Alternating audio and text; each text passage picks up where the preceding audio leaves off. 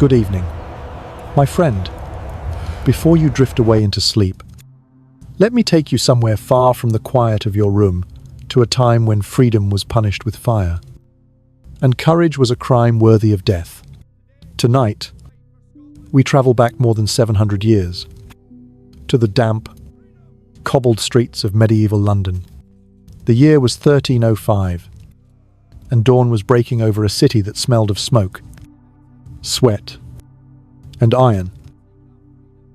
Merchants were shouting, horses clattered on the stones, and church bells rolled through the mist like distant thunder. But beneath that ordinary noise, there was something else, something colder, heavier, waiting to be heard. It was the sound of a crowd gathering for a spectacle. A man was about to die. Not just any man, but William Wallace, the rebel knight of Scotland. To some, he was a hero who fought for freedom.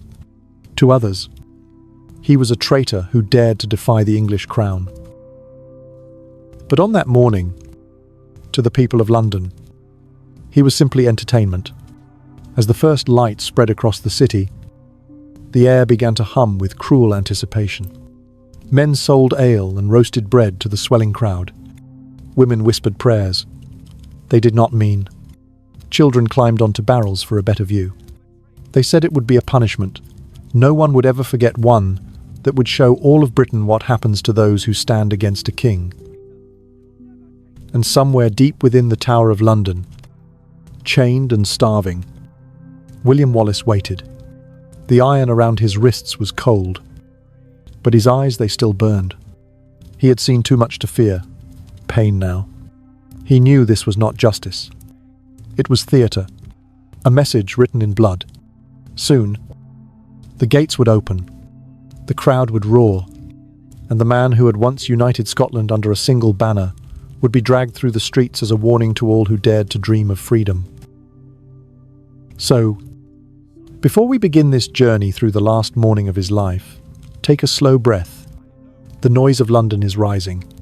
The sun is climbing over the river, and somewhere, beneath that growing rumble, a legend is about to take his final breath. Long before that grim August morning when London's streets were filled with the smell of death and bread, there was another land far to the north, wild and cold and endlessly restless. Scotland, in the late 13th and early 14th centuries, was not yet a nation carved in stone. It was a living struggle, an argument between kings and clans, between loyalty and survival. The air there was different, sharp and clean, filled with the cry of seabirds and the endless beating of rain against the heather. It was a land that had never bowed easily, and within it grew a man who would one day make the mightiest empire of Europe tremble. William Wallace was not born among silks or crowns. He was not moulded by tutors or courtiers, nor was he the heir of some grand estate. He was the son of a small landowner, a child of the soil and wind, raised among men who worked the earth with their hands and carried pride like a quiet secret. In a time when most people believed that power was something granted by birth, Wallace's life would become the proof that power could also rise from pain. His family suffered under English occupation, the humiliation of foreign soldiers, the heavy taxes, the way their land was treated not as home, but as property of a king across the sea. It was not ambition that drove him toward rebellion. It was fury and grief. The England of Edward, the first Longshanks, as they called him, had grown hungry for domination. To him, Scotland was not a neighbour. It was a defiant child refusing to kneel. He had crushed Wales with brutal efficiency, expelled entire peoples from his kingdom, and now turned his gaze northward. Scotland was divided, and division is the crack through which all conquerors enter. When its king died without an heir, the nobles argued, and into that vacuum stepped Edward, who offered protection that soon became possession. He made them swear loyalty, placed his own men in their castles, and treated Scotland not as a kingdom, but as a prize. But some people do not break easily. Out of that storm rose Wallace. Not as a politician or diplomat, but as something raw, a man who refused to obey. His rebellion began almost quietly, with ambushes in forests and raids on convoys. But the flame caught fast. Word spread through the glens and moors that someone was fighting back. Farmers left their ploughs, blacksmiths their forges, priests their chapels, and they followed him, not because they expected victory, but because for the first time in years, they believed defiance was possible. The English army was the strongest in Europe, knights in steel, banners shining like fire. Against them, Wallace led farmers with pitchforks and axes, but he knew the land better than they did. He turned swamps into traps and bridges into weapons. And in the late summer of 1297, at a place called Stirling Bridge, he gave England a lesson it would never forget. His men waited until the English cavalry began to cross, their armour heavy, their formation tight. Then, with timing that seemed almost divine, the Scots struck. The bridge collapsed into chaos. Horses fell screaming into the river. Knights were dragged under by the weight of their own armour. By the time the sun set, the green banks of the Forth were red, and the unthinkable had happened. The English had been defeated. That victory burned across Scotland like wildfire. For one brief and shining moment, it seemed that freedom was not a fantasy. Wallace was named Guardian of the Realm, and for a while, even nobles who once sneered at him bowed their heads. Yet his greatest strength, that fierce independence, was also his doom.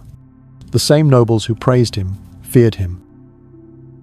They had learned to survive under crowns and treaties. They were not ready for a man who answered to neither. And Edward, who understood the language of fear better than any, knew exactly how to use it. Longshanks was no ordinary ruler. He was a man who believed mercy was weakness and cruelty was order. When he heard of the defeat at Stirling, he did not rage. He planned. He rebuilt his army, gathered his spies, and declared that rebellion was not a war, but a disease, and diseases must be cut from the flesh. His campaign north was methodical and merciless.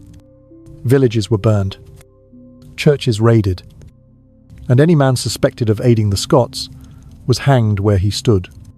It was said that ravens followed the English army like black smoke, feeding on what they left behind. For Wallace, victory was both blessing and curse. His name was sung in taverns, painted on banners, whispered in secret prayers, but every song carried a price. The English put a bounty on his head so high that even friends began to look at him with hunger. He lived as a ghost, appearing suddenly, striking hard, vanishing into the hills. To those who followed him, he was more myth than man. To Edward, he was a challenge that must end, not with defeat, but with annihilation. As the years turned, Scotland began to fracture again. Hunger, exhaustion, and fear crept back into the people's hearts. Many nobles, eager to preserve what they could, swore allegiance to Edward. They called it practical. Wallace called it betrayal. And perhaps it was in that sense of betrayal, more than any sword or army, that his downfall began. The net around him tightened slowly. Quietly, as all traps do, the English sent spies into Scotland, offering golden pardons to anyone who could deliver the rebel alive.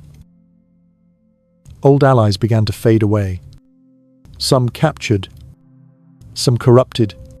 Still, Wallace moved through the shadows, fighting where he could, hiding when he must.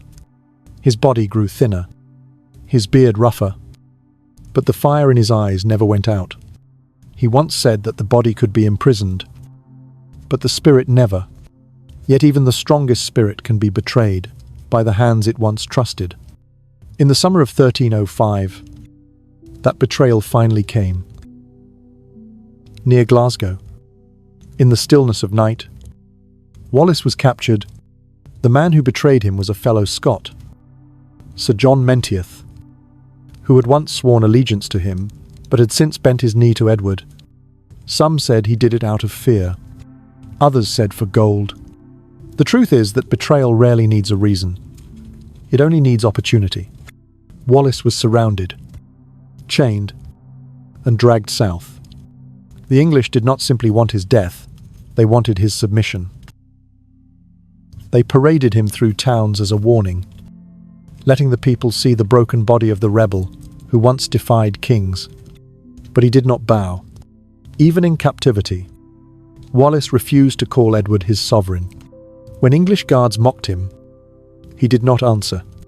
When they demanded he confess, he remained silent. That silence was his rebellion, now the only weapon left to him. And perhaps, in some quiet way, that silence hurt his captors more than any sword ever could. It is said that during his journey to London, crowds gathered in every village to see him, some jeering, others staring in disbelief. The stories of his courage had grown so large that people expected a giant, a monster, something beyond human. Instead, they saw a man thin, pale, and bruised. And for a moment, they hesitated. Because cruelty is easiest when we forget the humanity of the one we punish. When he finally reached the Tower of London, he was no longer a soldier but a symbol.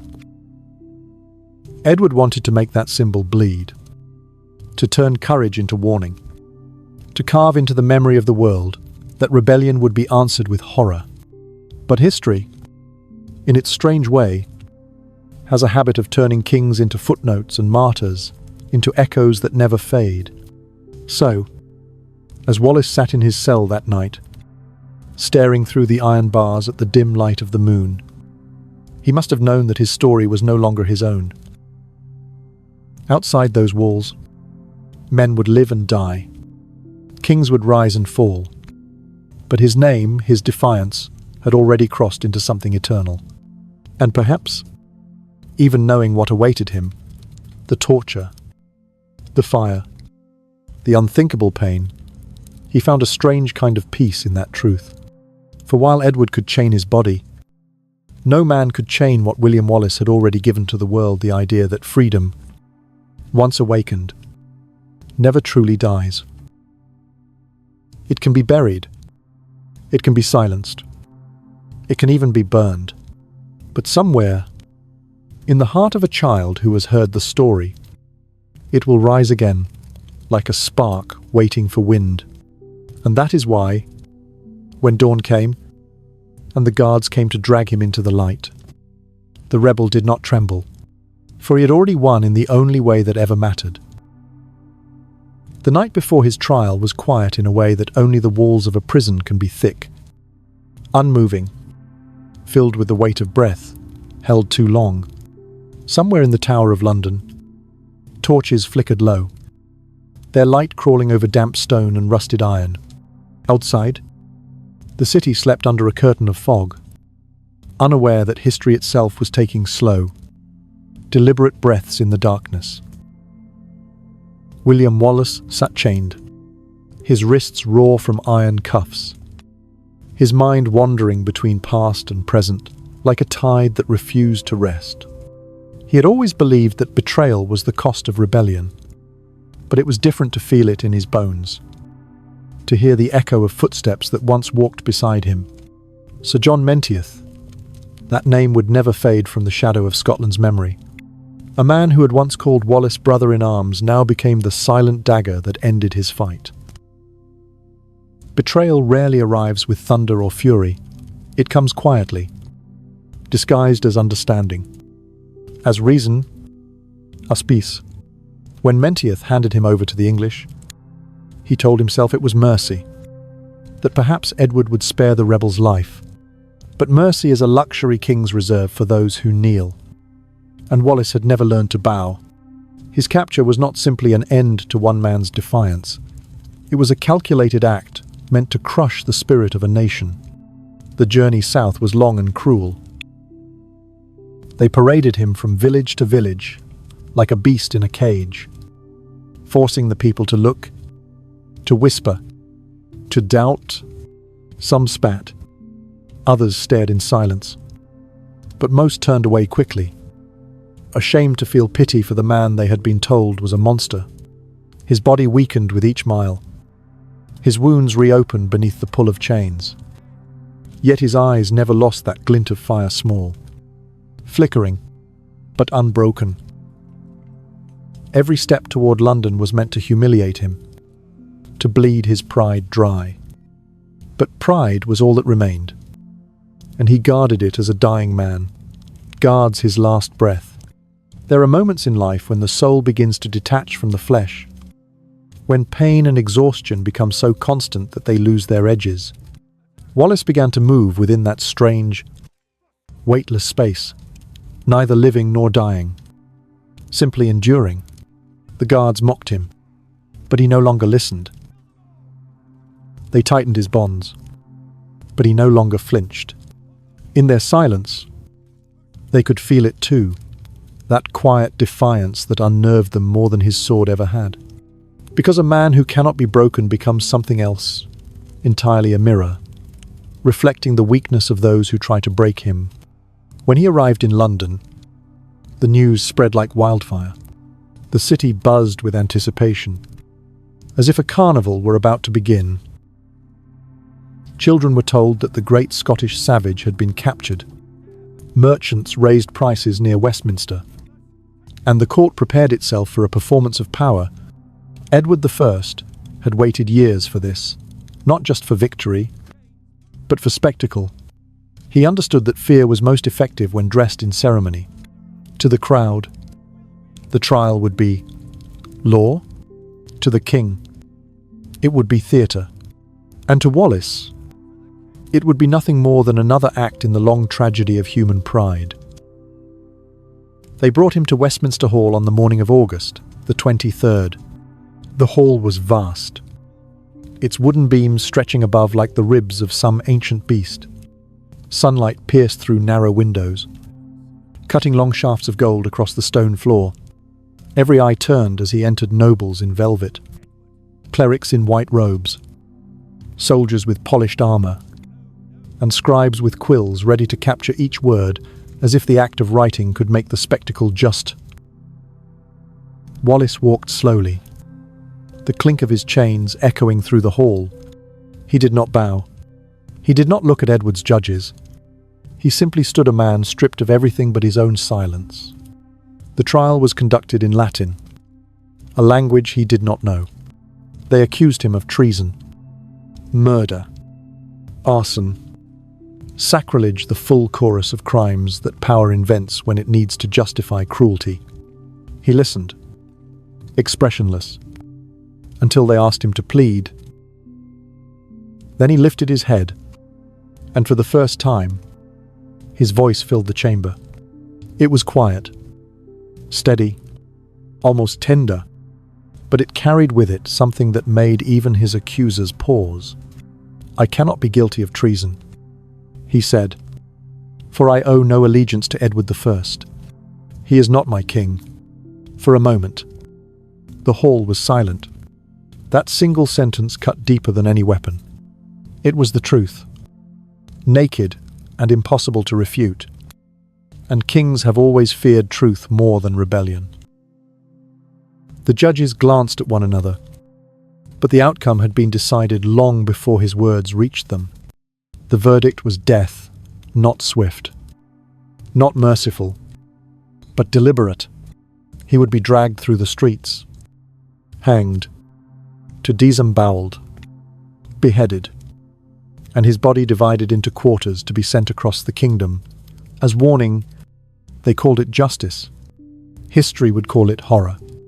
That evening, as the sun melted into the Thames, Wallace was taken back to his cell. He could hear the city beyond the walls' laughter, footsteps, the clatter of carts on stone. Life continued. Indifferent. Unshaken. He thought of Scotland then, of the rolling green hills, and the mist that kissed the earth at dawn. He thought of the voices of men shouting his name in battle, the rhythm of marching feet, the sound of wind through the pines. Every memory seemed to come alive inside him, not as nostalgia but as warmth, a strange comfort that even the cold stones could not take away.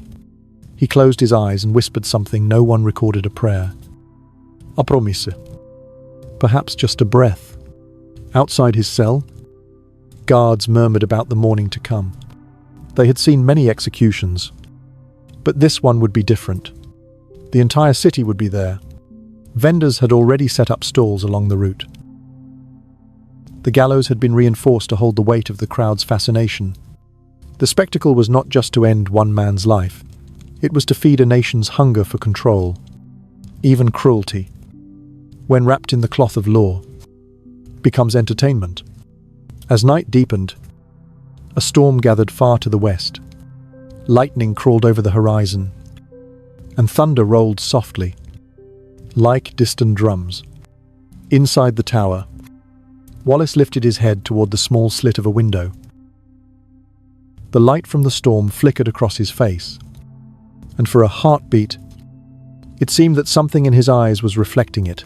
Not fear, not despair, but an almost unbearable calm.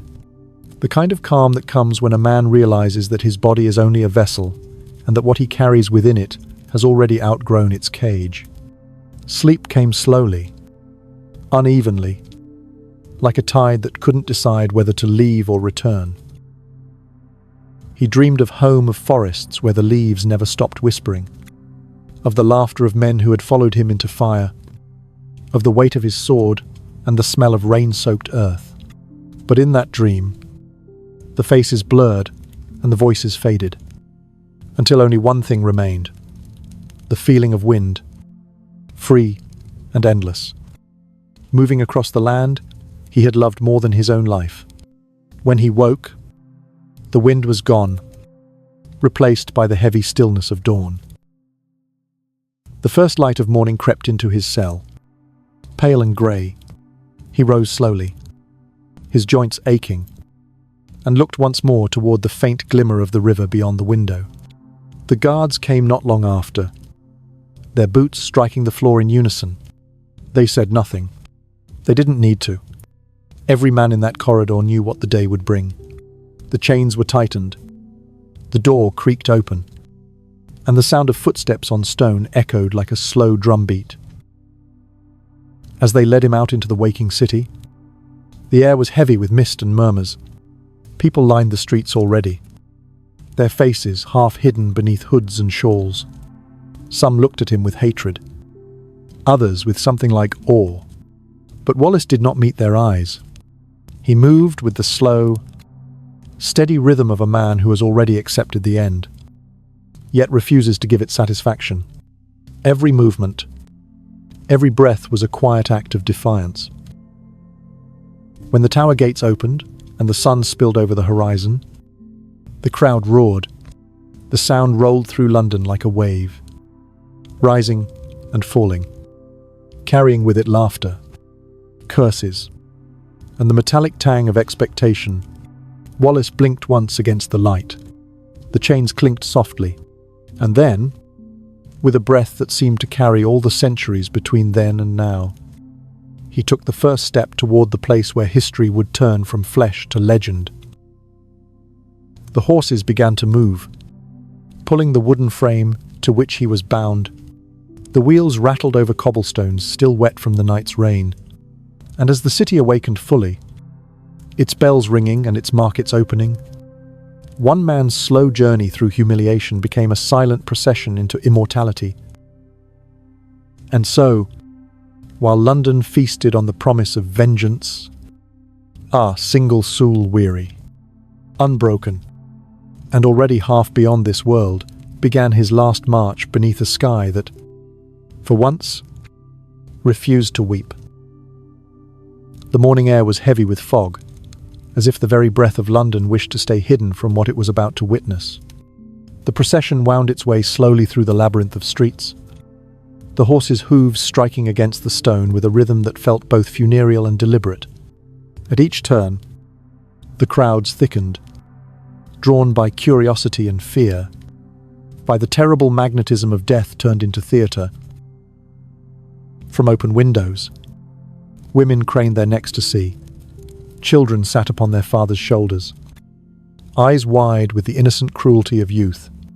No one spoke of mercy. No one asked for silence. The city had become a single pulsing heart, beating for spectacle, and at the centre of it lay one man, William Wallace, bound to the wooden frame that scraped and jolted beneath him with every stone, leaving a dark trail behind. The journey from the Tower to Westminster was not far in distance, but infinite in degradation. Every jolt of the cart tore through his flesh. Every shout from the mob struck like a lash. And yet, he endured it without a word.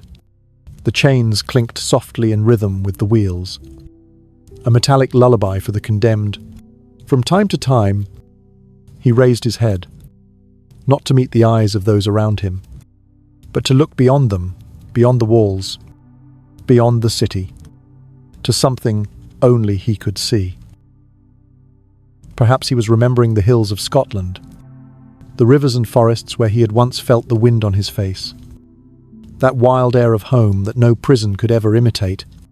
When at last the procession reached Westminster Hall, the fast wooden doors groaned open, and the crowd surged closer, pressing to catch a glimpse of the man who had defied a king. The hall itself seemed to hum with expectation. Torches lined the walls, casting shadows that swayed and merged, like living things. The scent of wax and sweat filled the air. At the far end sat the judges, their robes a river of scarlet, their expressions carved from stone. This was not a court of law, it was a cathedral of punishment. The trial, they said, was to give justice its form. But everyone present knew that the verdict had already been written in ink, in fear, in blood. They placed Wallace at the centre, chained but upright. The murmurs fell away into a suffocating silence. The clerk began to read the charges, his Latin words rolling across the room like waves against the shore. Treason, murder, sacrilege, arson.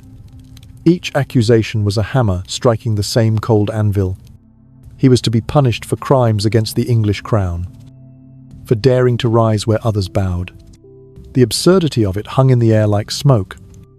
For how can a man commit treason against a king he never swore to serve? But reason had no place in this hall. This was theatre disguised as law. Wallace listened, motionless, his gaze fixed upon the space before him, where sunlight filtered faintly through the narrow windows high above. He did not ask for mercy, nor did he attempt defense. Only when they demanded that he speak did he lift his head, and the sound of his voice, calm, low, unshaken, carried through the hall like the breath of wind through a tomb. "I could not be guilty of treason," he said, "for I owe no allegiance to Edward of England. He is not my king." A shiver ran through the gathered court. For an instant, time itself seemed to falter. Even those who despised him felt the gravity of those words, the dignity in them, the refusal to let his spirit be bent. The judges exchanged glances, but there was no need for discussion. The sentence had been prepared, precise and cruel, written by a monarch who saw rebellion as infection and pain as remedy. The verdict was death, not quick, not merciful, but designed to strip flesh and soul alike. He would be drawn through the streets, hanged by the neck but not until dead, cut open alive, his entrails burned before his eyes, his head severed, his body quartered, each piece sent to the corners of Britain as a warning. It was not justice, it was annihilation. The hall erupted in approval, a chorus of murmured satisfaction from those too accustomed to obedience to recognize horror when it stood before them. The guards seized him, pulling him backward, the chains biting into his wrists. But even as they dragged him away, He did not look back. He did not curse or plead. He simply walked, as if the weight of his body no longer belonged to him. Outside, the sun had broken through the fog, its light stark and indifferent. The Thames glimmered nearby, reflecting the sky like a sheet of silver. The air smelled faintly of river salt and distant smoke. They led him back toward the tower for the final night of his life. The crowd followed, restless, whispering, not out of sympathy, but out of the strange fascination humans feel when standing at the edge of cruelty. For most of them, this was history in the making. The death of a rebel, a lesson for the defiant. But among them, perhaps, were a few whose hearts tightened in silence, sensing that they were watching not just the end of a man, but the birth of something larger than any empire could contain. Inside his cell once more, Wallace was left alone. The torches burned low, casting his shadow high against the wall tall. Thin, almost spectral, the noise of the city faded into the hum of night, broken only by the drip of water somewhere unseen. He sat quietly, his back against the stone, his head bowed, not in surrender but in reflection. What thoughts passed through his mind in those final hours? No one can say. Perhaps he prayed. Perhaps he dreamed. Perhaps he simply listened to the silence that comes when one stands at the threshold between life and legend. Outside, preparations were already underway. The scaffold was being reinforced, ropes tested, the route for the procession marked with banners. In the streets, vendors shouted about their wares, selling bread, meat, ale for even execution could be cause for profit. The city was a living contradiction, faith and cruelty, laughter and fear, prayer and greed, all existing side by side as if such harmony were natural. By dawn, the air would be alive with the noise of anticipation, and London would once again become a theatre of power. But in the stillness of that night, Wallace found a different kind of peace. He had seen too much blood to fear his own. Death, after all, was only the closing of one chapter, not the erasure of the story itself. He knew that the English could destroy his body, but not the idea he had carried that freedom. Once tasted, changes a people forever. That knowledge warmed him more than any fire could. He closed his eyes and felt the cool stone beneath his fingers, the weight of the chains, the faint vibration of the river flowing beyond the walls. He was still, utterly still, as if listening to something far away, perhaps the whisper of the wind across Scottish hills, perhaps the voice of eternity itself. As midnight turned to morning, the first sounds of the waking city began to seep through the cracks of the tower, the creak of carts, the distant call of merchants, the cry of gulls above the river. The guards approached with heavy steps, their faces pale in the torchlight. One held the key, another the rope, to another a bucket of water to wash him before the march. Their voices were low, almost respectful, for even the cruel recognize greatness when it stands before them. Wallace rose without protest. His legs trembled from weakness, yet he stood tall. They bound his hands once more, but it no longer mattered. There was nothing left they could take from him. As they led him out into the pale light of dawn, the chill air brushed his face like a final blessing. Somewhere far away, the bells of a church began to ring. The streets outside were already crowded. Thousands had gathered to see the end of the man they called traitor, savior, madman, martyr. The roar of the crowd rolled like thunder, rising and falling in waves of excitement.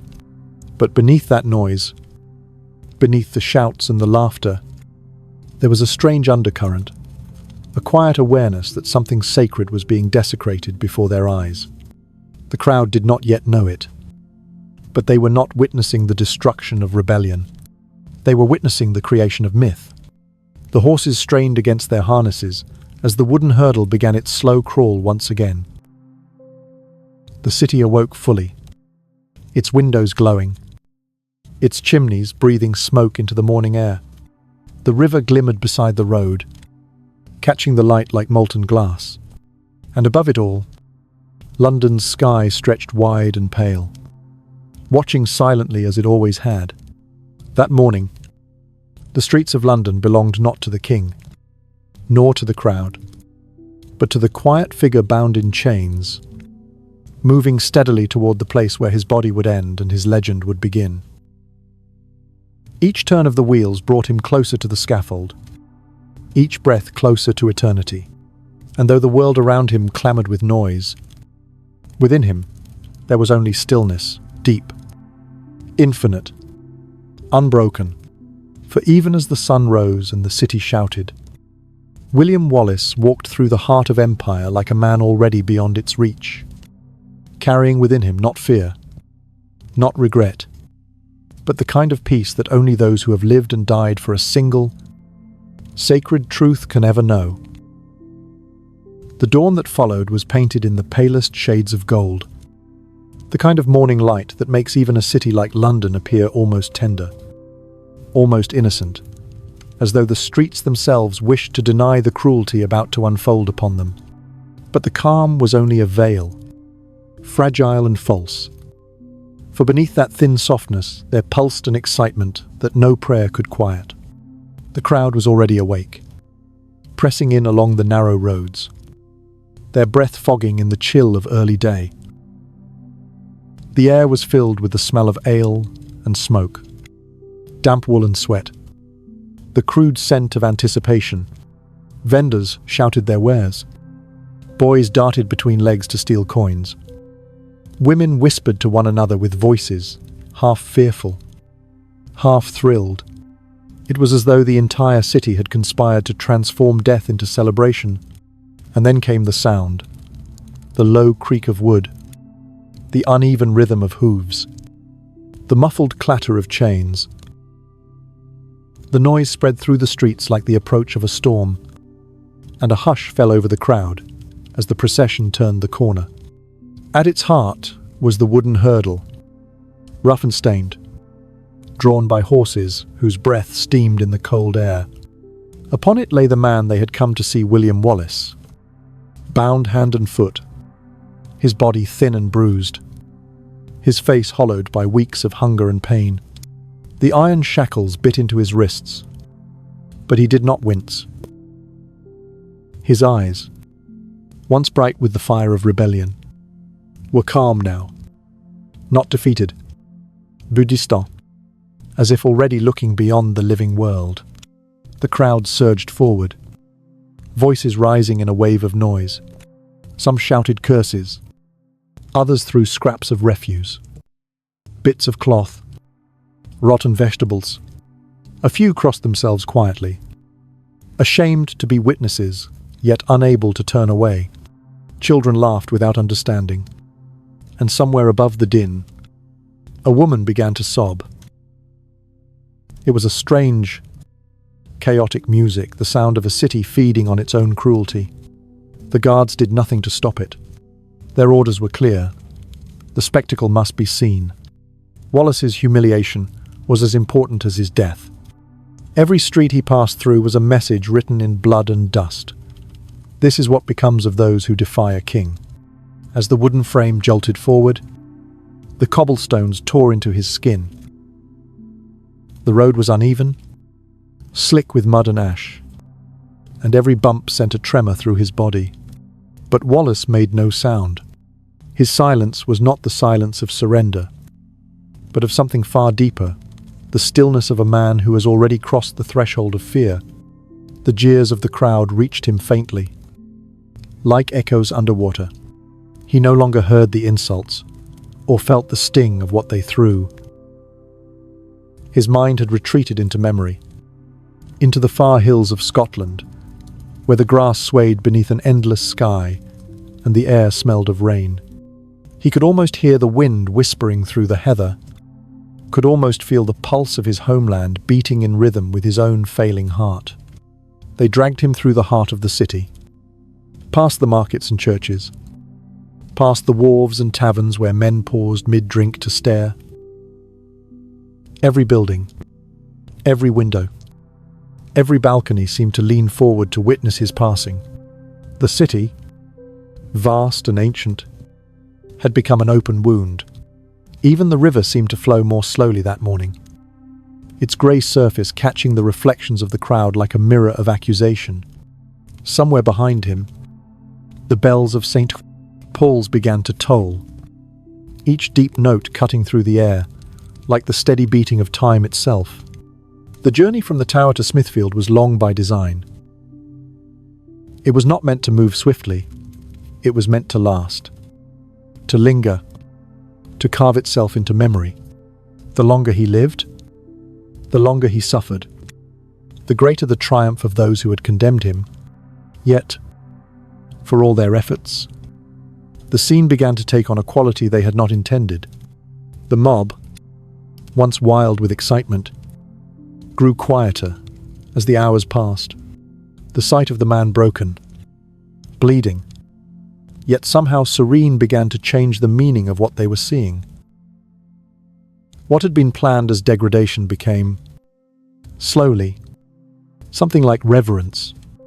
The further he was dragged, the more he seemed to rise, not in body but in spirit, as if every wound and every jeer only lifted him higher above those who inflicted them.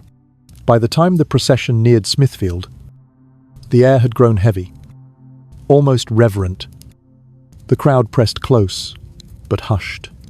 Ahead, the scaffold stood waiting, its timber beams dark against the pale sky, its ropes swaying gently in the breeze.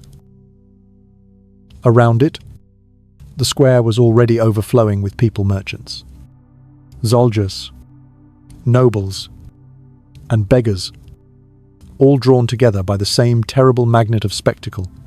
Food sellers moved among them, calling out prices as though this were a festival rather than a killing.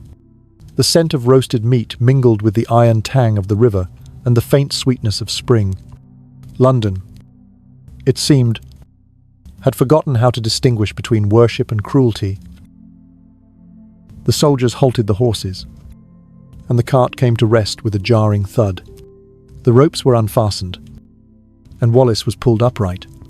His legs buckled for a moment beneath him, but he stood, swaying slightly, his face turned toward the scaffold. The noise of the crowd swelled, a living tide of sound that pressed in from every direction. He looked not at them, but past them, his gaze fixed on the open sky.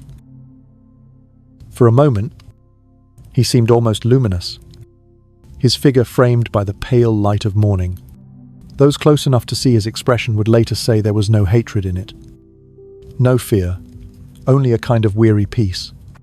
The guards forced him forward, their hands gripping his arms, but his steps were steady. The wooden boards creaked beneath his weight as he climbed the platform.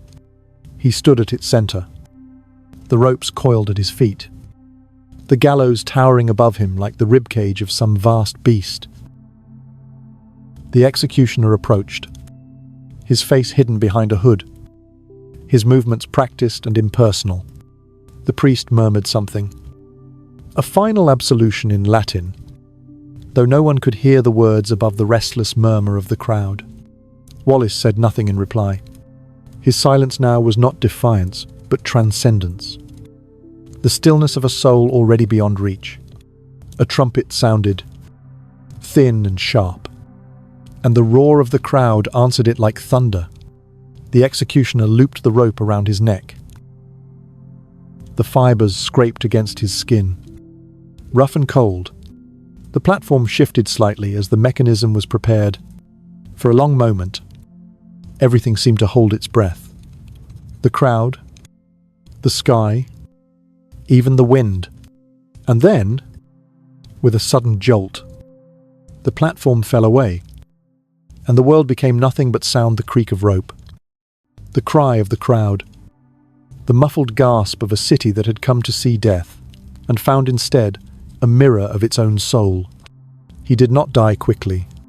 That mercy had been denied him. They lowered him before the darkness could claim him completely.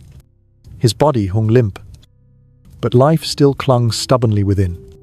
The executioner stepped forward, his tools gleaming in the light. What followed was not merely killing, but ritual, the deliberate unmaking of a man. Yet even as pain coursed through him, even as the air filled with the sound of horror disguised as justice, something in the crowd began to shift. The cheers grew weaker, replaced by murmurs, then by silence. One by one, the faces that had come to mock began to change. Some turned away, some wept, others simply stood frozen, unable to look, unable to leave. And in that silence, something extraordinary happened.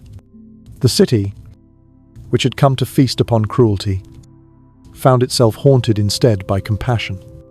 The spectacle that was meant to extinguish his spirit, instead, ignited it, burning brighter with every breath he took, every drop of blood that fell. His suffering became unbearable to watch, and yet no one could look away. For what they saw was not rebellion crushed, but a human soul standing unbroken before the full machinery of power. By the time the ropes were removed, and his body laid upon the wooden boards, London no longer felt like a city of victors. The morning sun had dimmed behind clouds, and the air was thick with the smell of smoke and sorrow. The crowd dispersed slowly, each person walking away with something heavy lodged in their chest, a truth too vast and too terrible to name. William Wallace's body was failing, but his silence had never been louder. Every breath he took was a whisper against tyranny. Every heartbeat, a defiance stronger than steel. As the guards dragged him from the scaffold, his eyes flickered open once more. And for the briefest moment, they met the sky. There, above the grey rooftops, a single ray of light broke through the clouds, falling across his face like a benediction. It was the kind of light that belongs not to kings or crowns, but to eternity. And so the parade of humiliation came to its end. The man they sought to erase became, instead, immortal not through mercy, nor through victory, but through the quiet, unstoppable power of endurance. The city that had gathered to watch him die would remember him not as a traitor, not as a rebel, but as something far greater, the proof that even in the darkest theatre of cruelty, the human spirit can still rise, silent, unbowed, and radiant, against the weight of all the world. The sky had dimmed into a colour that was neither grey nor blue, but something in between. The colour of ash dissolved in light. The sun was hidden behind thin clouds, and the breeze that moved through Smithfield carried with it the strange quiet of expectation. The crowd, once loud and restless, now hummed like a single, uneasy breath. Somewhere, a child began to cry, and the sound was swallowed by the hush that follows realization. They had come for spectacle, for justice as promised by their king. But what they found instead was a stillness that pressed down on every heart. A question that no one wished to ask aloud: what are we, when we watch another suffer and call it righteousness? The executioner stood beside his instruments, the rope, the blade, the fire, each arranged with precision upon a wooden table.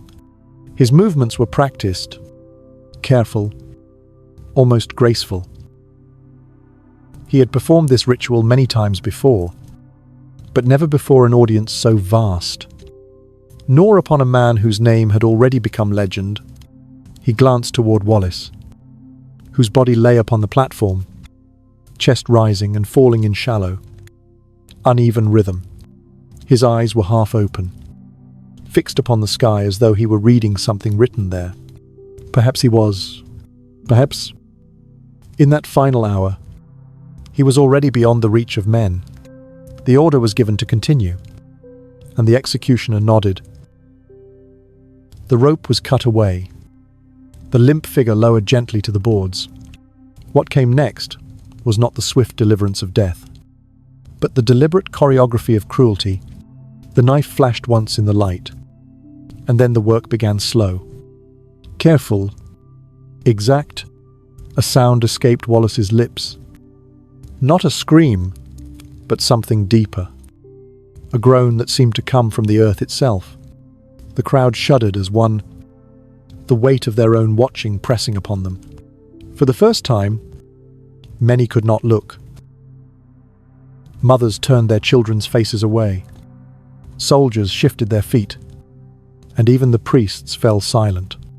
The smell of iron and fire filled the air. There was no mercy in the act. But there was method, the strange, calculated rhythm of a man trained to prolong life precisely at the edge of death. The executioner's blade moved with ritual certainty, separating, revealing, displaying. Each cut was a message to the world. This is what defiance costs. Yet within that message there was something else. Something the king had not intended. A kind of twisted reverence. A dark acknowledgement that it took the full machinery of an empire to destroy one man's body, and still his silence outshone them all. They say the human body holds within it more courage than anyone can imagine. Wallace's heart beat on, relentless, as though refusing to yield to the commands of pain. His breath came in short gasps, his face pale yet composed, his eyes flickering only when the executioner lifted each organ toward the crowd. One by one, they were shown, symbols turned into warnings, then cast into the fire that hissed and snapped like some beast hungry for absolution. The flames leapt high, their light reflecting on the pale faces of the onlookers. The smoke curled upward, dark against the clouds, carrying with it the faint scent of incense and ash, as if the act itself were a blasphemous offering to some god of kings and crowns. And still, he did not cry out. The executioner paused once, his brow damp beneath the hood. Uncertain whether his task had yet reached its limit, he leaned close, and though his words were lost to history, some said he whispered, "You should have died already." But Wallace's breath, shallow though it was, continued. The silence between them stretched thin as a thread, an understanding shared only by those who stand at the border between life and eternity. One man was doing his duty, the other was transcending it. The crowd had changed. The thrill of cruelty had dissolved into something heavier awe, grief, guilt. Some began to weep quietly. Others fled, unable to watch the slow unmaking of a man whose spirit seemed untouched by agony.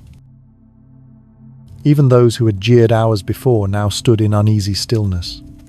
It was as though the air itself had turned to glass, fragile, transparent, and filled with reflection.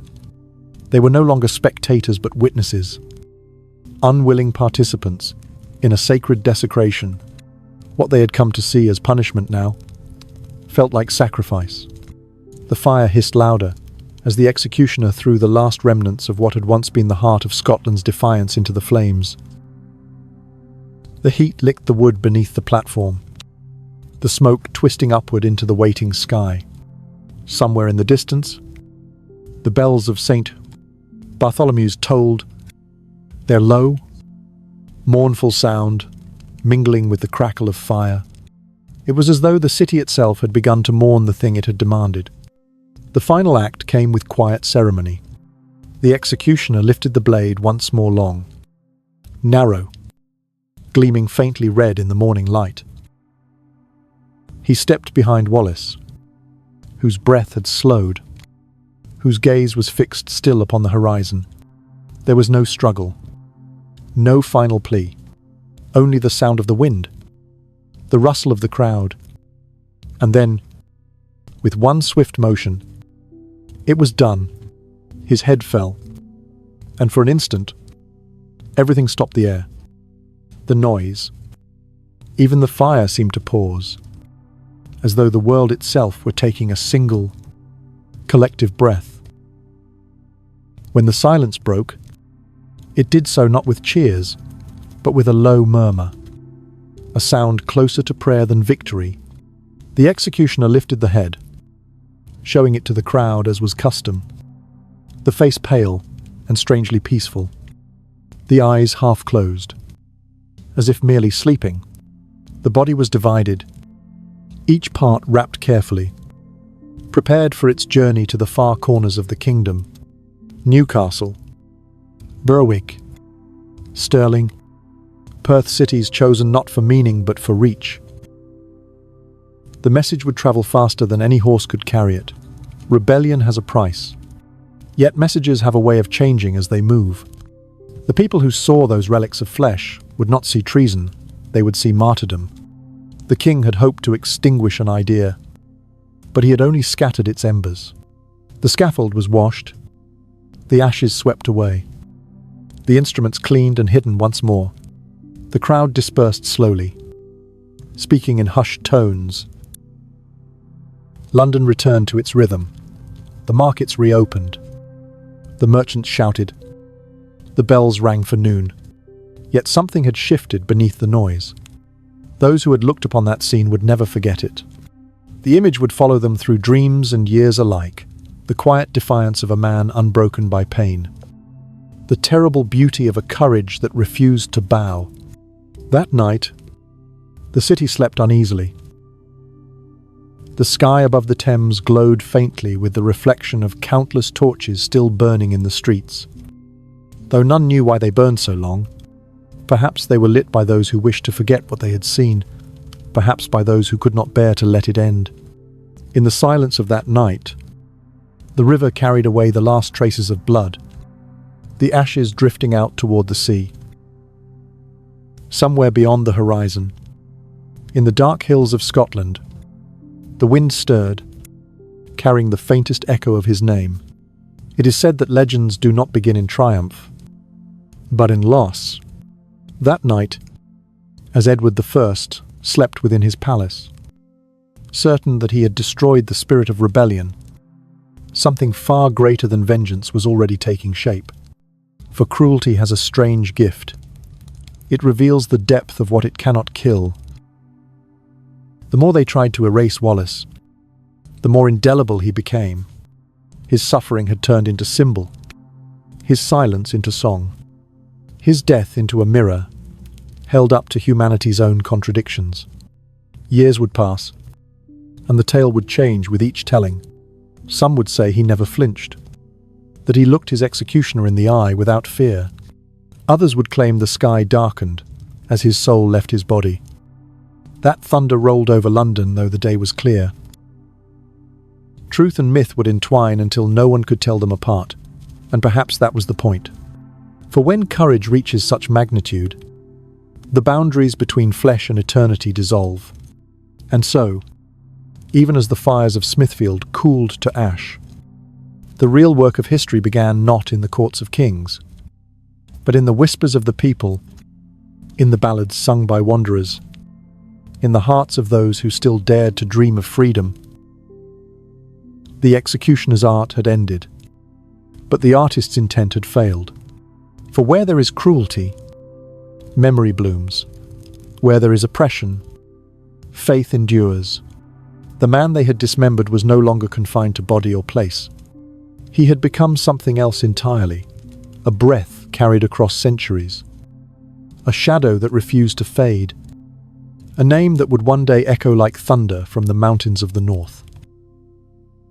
And perhaps, if one listened closely that night, as the fog crept back over the river and the torches dimmed one by one, they might have heard it, a whisper carried by the wind, soft and endless, not a cry of pain, but a promise. You can break the body, but never the will. The morning after the execution was quiet in a way that felt unnatural, as if even the wind was reluctant to move through the streets of London. The fog hung low over the river, soft and pale, muting the usual clamour of trade and chatter that marked the city's waking hours. The smell of smoke lingered faintly, a ghost of the fire that had burned the day before, and the cobblestones of Smithfield were damp with the dew of dawn, or perhaps with something else. Something older. Something the earth itself wished to hide. The scaffold had been dismantled overnight, its timbers washed clean, its ropes cut and carried away, leaving behind only silence and memory. But the work of punishment was not yet finished, for in the laws of kings and empires, even the dead were made to serve a message. Before the sun had fully risen, the executioner's men set out from the tower carrying their grim burden, the severed head of William Wallace. It had been carefully prepared for display, the flesh blackened with tar so that it would not rot too soon. The eyes were closed, the lips set in an expression that might almost have been peace. If one did not know what had been done, they carried it through the empty streets, a silent procession of shadows before dawn, watched only by the stray dogs and the few who had not yet found sleep. By the time the first bells began to ring, the men had reached the bridge, the great span of stone that joined the city across the Thames, its towers rising above the water like watchful sentinels. London Bridge was not merely a place of passage, it was a stage of warning. Upon its gatehouse, spikes jutted like iron thorns, and upon those thorns were mounted the heads of traitors, men whose crimes against the crown had been judged unforgivable. Their faces, frozen in expressions of horror or disbelief, stared down upon the passers-by as both deterrent and decoration, reminders that rebellion ended always in silence. That morning, the executioner lifted Wallace's head high and impaled it upon the tallest spike, where it caught the first pale light of day. The river beneath it whispered softly, carrying the reflection of his face downstream toward the sea. The city stirred slowly to life. Merchants setting up their stalls glanced upward and fell quiet.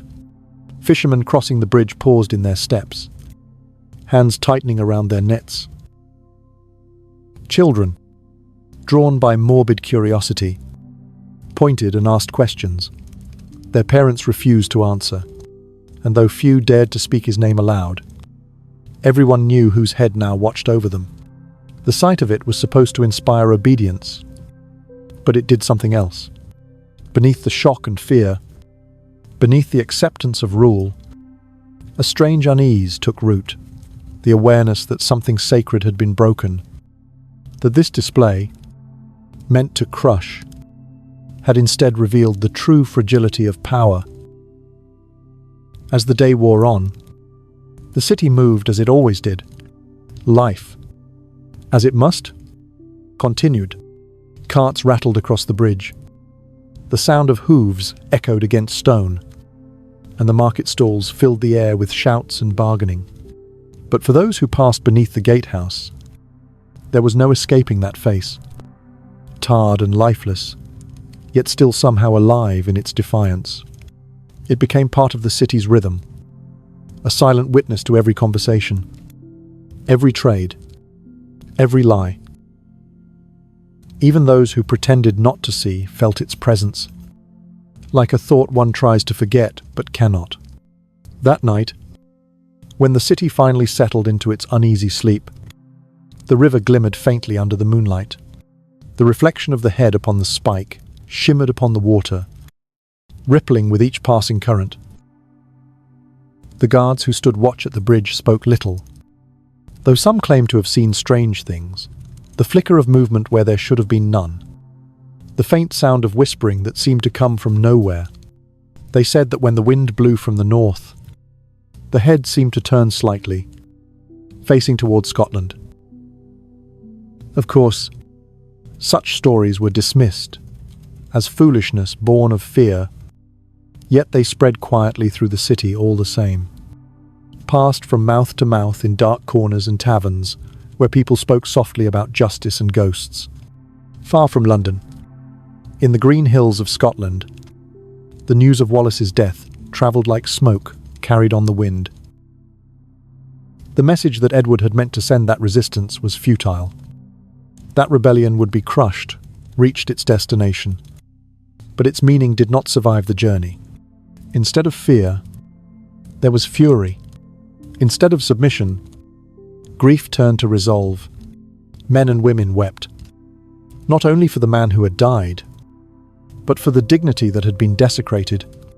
In villages and glens, in taverns and churches, people spoke his name in whispers at first, then louder, until it became a chorus. The English had torn his body apart, but in doing so, they had scattered his spirit across the land. The 4 quarters of his body were sent to different cities: Newcastle, Berwick, Stirling, and Perth, each displayed publicly as a warning. But warnings have a way of changing shape when seen through the eyes of the oppressed. The people who gazed upon those mutilated remains did not see a traitor.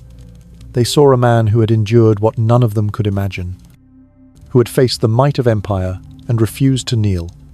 His death became a sermon preached without words. Even in the darkest alleys of defeat, his name began to glow with the faint light of something eternal.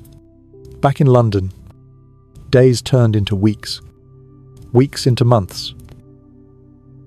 The head remained upon the bridge, weathering wind and rain, its features slowly fading beneath the weight of time.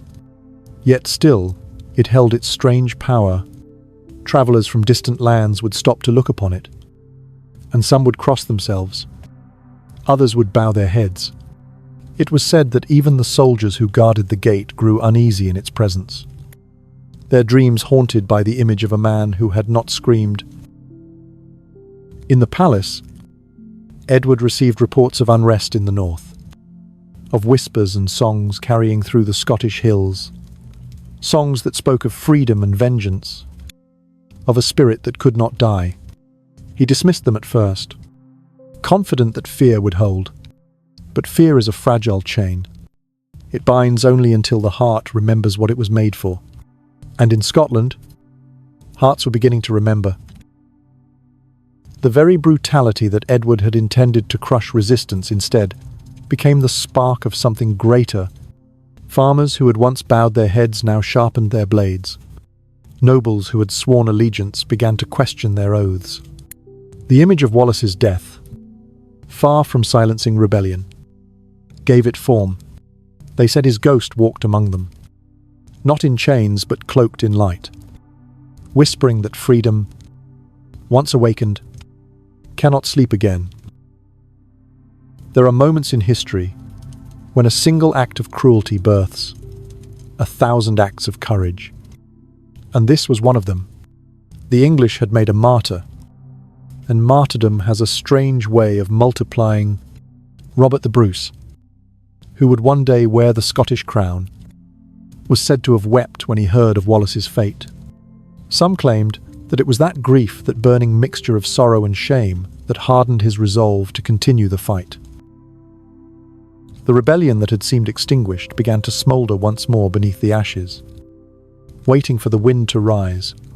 Meanwhile, in London, the head remained a dark star above the river, a symbol of both victory and guilt.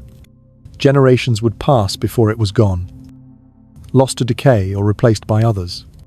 But its shadow lingered, not on the bridge itself, but in the hearts of those who had seen it. It became a story whispered in the city's underbelly, the story of a man who defied a king and was punished, not with defeat, but with immortality.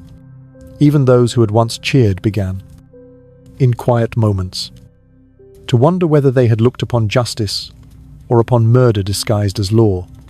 As centuries turned and the city changed, as new bridges rose and old stones were washed away, by time the story endured. The name of William Wallace became legend, the details of his life blurred by retelling, but his spirit unchanged.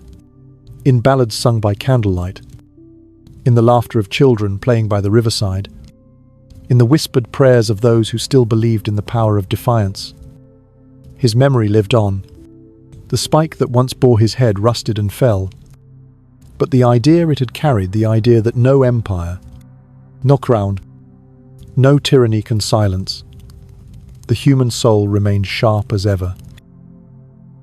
And sometimes, even now, when the mist drifts low across the Thames at dawn and the city is still, those who listen carefully say they can hear it, a voice carried on the wind, soft as breath, steady as heartbeat, murmuring from somewhere beyond the river's edge. Not a cry for vengeance, but a promise, not a curse, but a reminder that freedom, once born in the heart, cannot be killed. That truth, no matter how deep it is buried, always finds its way back to the light. And so the head that once crowned London Bridge became more than a warning. It became a lantern, shining quietly through centuries of darkness, not of flesh, not of bone, but of spirit. The spirit of a man who died without bending, whose silence became the loudest cry in the history of his land. And under that same silence, under that same eternal sky, the river flowed on, carrying his reflection toward the sea, endless, patient, and free. The years slipped by like slow-moving water, and the echoes of that morning on London Bridge began to soften, but they never disappeared. History, after all, has its own way of breathing quietly, steadily, beneath the noise of kings and wars. What was once a body torn apart had become something weightless, a presence that lingered, not in the flesh, but in the air between memory and myth. William Wallace, the man who had defied an empire, now lived in whispers, in ballads sung beside hearths, in the hush of Scotland's wind across the moors. The English crown had won the battle for his body, but his spirit was already beyond their reach, wandering freely through the hearts of those who refused to forget. In Scotland, time began to weave his story into something sacred. The people who had once trembled beneath Edward's soldiers now spoke his name with reverence. Old men would sit by the fire and tell the young how Wallace fought like a storm against the armies of England, how he struck at Stirling Bridge with the fury of 1,000 men, how he met his death with a silence that shook the heavens. Every telling grew a little larger, a little brighter, until the man became legend, and the legend became truth. For that is how memory heals what history tries to wound. It builds monuments, not of stone, but of words and dreams. There were nights when travellers passing through the Highlands claimed they saw him not as a man of flesh and blood, but as a figure of light, a shimmer in the mist that rose from the glens. He was said to appear upon the ridges at dusk, a shadow on horseback, eyes burning with a pale fire, watching over the land that had birthed him. The villagers would cross themselves softly, whispering, "Wallace walks tonight," and the wind would answer with a sigh, moving through the grass like a spirit at prayer. No one feared him.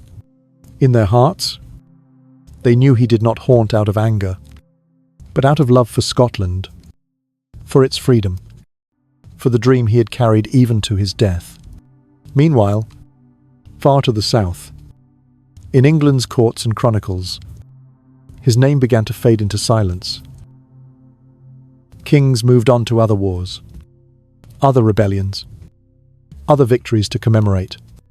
Edward I grew older, his body failing, even as his ambition burned. Yet those close to him said there were nights when he would wake abruptly, drenched in sweat, his breath short, his eyes wide. Some claimed he dreamed of Wallace, of the man who had stood before him without fear, of the face upon the bridge that refused to decay. Whether it was guilt or madness, no one could say. But in the end, even kings are haunted by the things they cannot destroy. When Edward died, his empire trembled. His son inherited the crown, but not his father's iron will, and the fires of rebellion that had once been smothered began to stir again. The Scots, who had watched and waited, rose with renewed strength.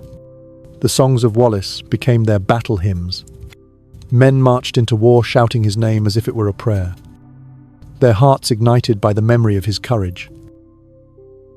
Even those who had never seen his face felt as though they carried him within them, not a ghost that frightened, but a spirit that guided. He had become a compass of the soul, pointing always toward freedom, toward dignity, toward the place where fear could no longer rule. In the years that followed, Scotland bled again and again, yet each wound only deepened its resolve. When Robert the Bruce finally stood against England at Bannockburn, the cry that rose from his army was not for vengeance, but for remembrance. For Wallace, they shouted, and it was said that the very air trembled with that name, as though the hills themselves had joined the call. Victory came that day, fierce and unforgettable, and with it the first true breath of independence. And though Wallace's bones had long since turned to dust, the victory belonged to him as much as to any living man. His ghost was there, in every sword raised, in every heartbeat that refused to surrender. But ghosts do not live only in places of glory. They also linger in the quiet corners of grief, where memory softens into tenderness. In the generations that followed, the story of William Wallace became more than a tale of war. It became a song of endurance, of the human spirit's refusal to kneel before cruelty. Mothers told it to their children not to teach them hatred, but to teach them strength. They spoke of how he had faced his end with calm, how he had suffered without surrender, how even in the shadow of death he had held on to his truth. And when the children asked, "Did he win?" the mothers would smile softly and say, "He won in the only way that matters. He could not be broken." Century passed. The kings who ordered his death turned to dust. Their tombs crumbled, their names forgotten, except by historians. But Wallace endured. His name crossed oceans, carried by the voices of exiles and dreamers. It appeared in poems and plays, carved upon monuments, whispered in prayers. Each age found its own reflection in him. Rebels saw courage, lovers of justice saw purity, and those trapped in silence found in him the voice they could not speak. He belonged to everyone who had ever felt the weight of oppression and still chosen to stand tall. In the great passage of time, when the world grew louder and the meaning of freedom more complex, there were still moments when people turned their gaze northward and thought of him. His story did not belong to Scotland alone. It belonged to anyone who understood what it means to fight for something greater than oneself, to endure not for glory, but for the simple, sacred right to live free. And though the centuries washed away much of the world, he knew the forests, the villages, the songs his essence remained, undimmed and unforgotten, like a star that no distance can extinguish. There is a quiet truth hidden in the way legends endure. When a story survives long enough, it becomes not memory but mirror. Those who look into it see themselves, their fears, their hopes, their longing to be more than what the world demands. In Wallace's legend, people saw their own strength reflected back at them. His courage became a language that transcended time, a rhythm that pulsed through history's heart. And in that rhythm, the boundaries between man and myth, between the living and the dead, dissolved into something eternal. It is said that near the places where he once fought, the wind still carries his whisper. On cold nights, when the moon is thin and the stars seem near enough to touch, travelers sometimes feel the air shift, as though someone unseen walks beside them. Some claim they hear words faint and distinct, yet filled with a kind of warmth that makes the heart ache. They say he speaks not of vengeance, but of remembrance, not of war, but of endurance. Stand. The wind seems to murmur. stand, and be free. And perhaps that is all that remains of any life, not the body, not the crown of stone or iron, but the echo left behind when courage meets cruelty and refuses to vanish.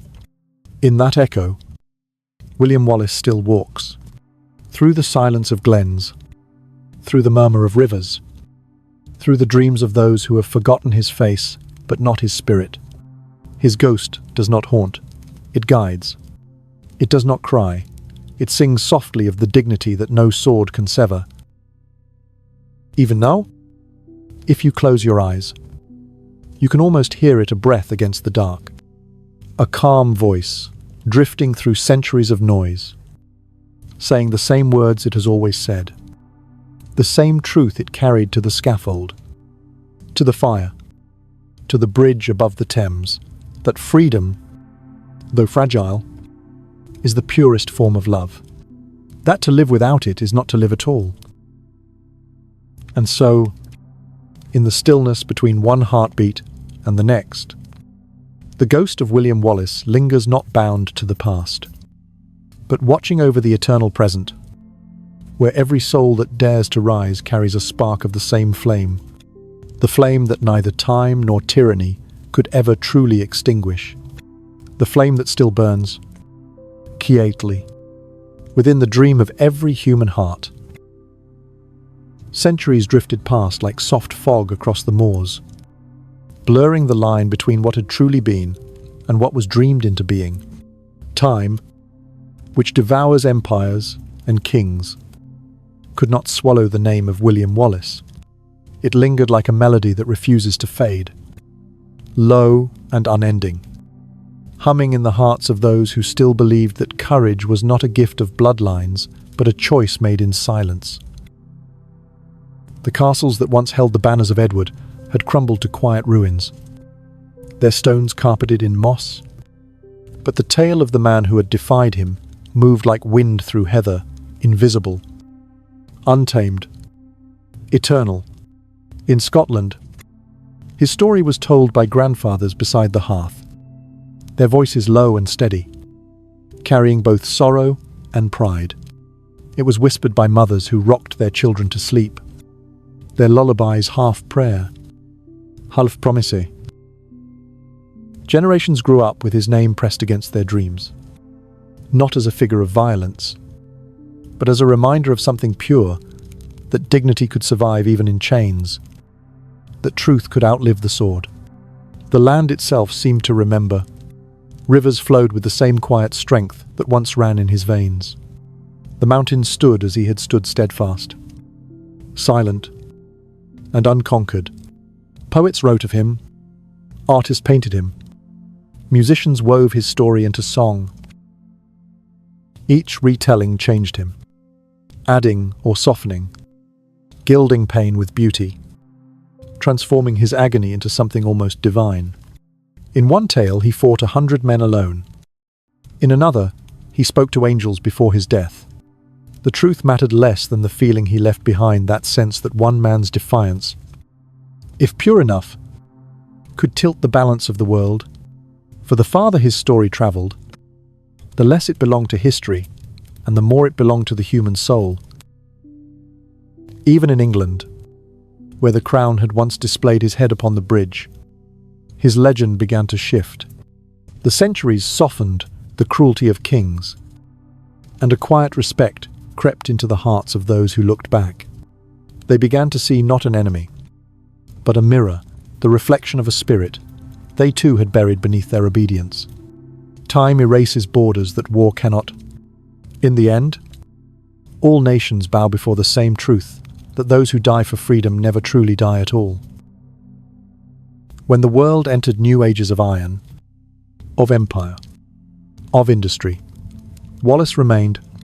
His name surfaced in the chants of workers demanding justice, in the speeches of leaders who dreamed of nations reborn, in the hearts of those who marched beneath banners of liberty in lands he could never have imagined. The fire he carried across the centuries changed shape, but never dimmed. It flickered in revolutions, glowed in quiet acts of courage, and burned brightly in the eyes of anyone who had ever said no to power and meant it. He had become something more than man, an idea woven into the fabric of human conscience. There is a strange tenderness in how time remembers its martyrs. It polishes their pain until it gleams, turning wounds into symbols, tears into light. Yet beneath that polish, the truth still breathes the cold. Sharp air of the morning, he was dragged through London, the taste of blood on his tongue as the crowd roared, the sting of iron, the weight of chains, the flicker of sky above him. These things did not vanish. They became the roots from which his myth grew, anchoring it, not in fantasy, but in the deep soil of reality. For all the songs and statues, the real power of William Wallace's story was not in his heroism, but in his humanity, the quiet courage to endure, the simple, sacred refusal to bow. And so, even as the centuries stretched into the modern age, his presence endured like a quiet hum beneath the surface of the world. In the lonely hours of night, when men questioned the cost of their convictions, his story returned to them, the whisper of chains against stone, the memory of a man who had stood before power and spoken truth. He became a companion to all who struggled in silence, a reminder that even when the body is broken, the will can remain whole. The philosophers would later call it the paradox of martyrdom, that in dying, a man can become immortal, and that cruelty, when turned to spectacle, creates the very beauty it seeks to destroy. Edward I had built his warning carefully, brick by brick, cruelty by cruelty.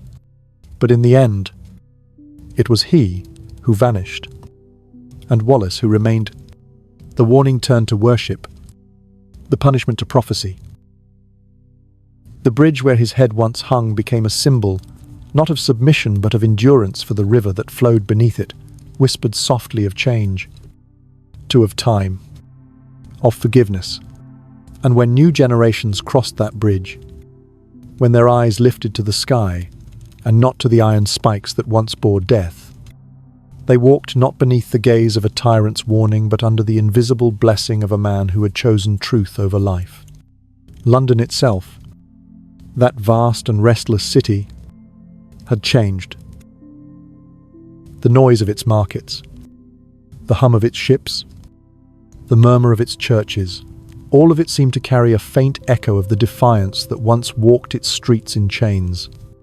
No empire remains untouched by the humanity it tries to erase. As the centuries grew darker and brighter in turn, poets kept returning to him. They wrote not only of Scotland, but of all the quiet revolts that live inside every human heart. They wrote of the stillness before courage, the moment before one says no, the terrible beauty of choosing to stand alone. His story was no longer about war or kings. It was about the oldest truth in the world, that freedom is not granted by power, but born within the soul, that no chain forged by man can hold what was created by the divine spark of will.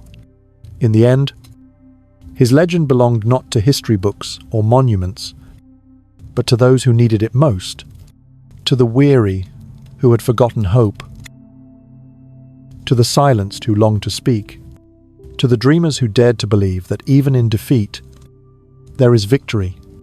For what is immortality, if not the persistence of a single name in the heart of strangers across centuries? And when the last of the kings fell, when the crowns that had gleamed so brightly rusted to dust, when the world turned its gaze toward new horizons, his voice remained not loud, not forceful, but soft and steady, like the murmur of the sea at night. It spoke to every generation that came after, reminding them of what he had once whispered beneath the roar of his own destruction, that freedom is not a flag, not a battlefield, not even a word. It is a breath fragile, sacred, and worth everything. Perhaps that is why his ghost still walks, not as a shadow to frighten, but as a light to guide. In every age, in every struggle where justice trembles and power grows cruel, there he is not upon a bridge or a scaffold, but in the trembling hands of those who dare to resist. He is the calm voice that says, "Stand." He is the breath that steadies the frightened, the courage that returns to the weary, the fire that flickers quietly in the darkness just before dawn. And when night falls over Scotland and the stars rise above its silent hills, the wind still carries his name, not as an echo of the past, but as a promise for the future. It moves through the grass like a sigh, through the glens like a song, through the hearts of men and women who still understand what it means to belong to no master. The rivers still flow as they did in his youth, and somewhere in their reflection, the faint glimmer of his spirit endures, patient and undimmed. So sleep now, my friend, beneath the long shadow of his memory. Let the night wrap around you like the cloak he might have worn, rough with earth, heavy with truth. The world outside still struggles between tyranny and grace. But the story of William Wallace whispers gently that no darkness lasts forever. His flame, carried from hand to hand across the ages, still burns in every heart that chooses to live free. And as you close your eyes, you might feel it, that soft warmth in the chest, that pulse of quiet strength. That is him. That is his legacy. The legend that outlived the flesh, the silence that defied the sword, the man who became the dream that never dies.